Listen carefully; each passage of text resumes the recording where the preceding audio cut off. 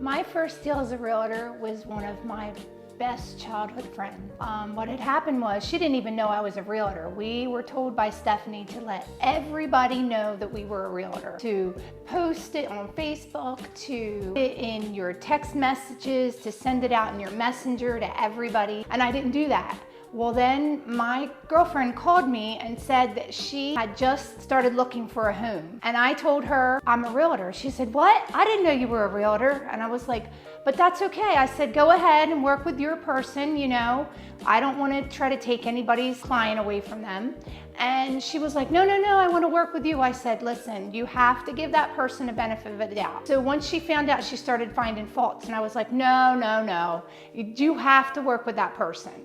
And she's like, okay, I'll listen. I'll try for 2 weeks to work with that person.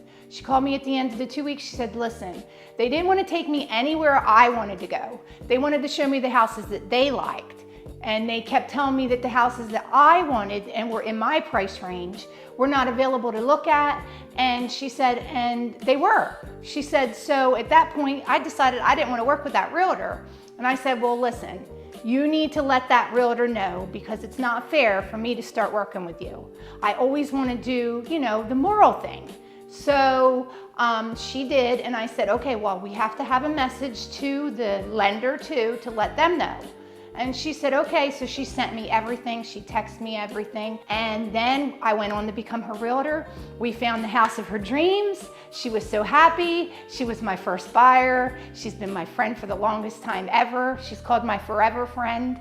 And to her, I will always be happy to help her. And since then, we've bought probably about 3 houses.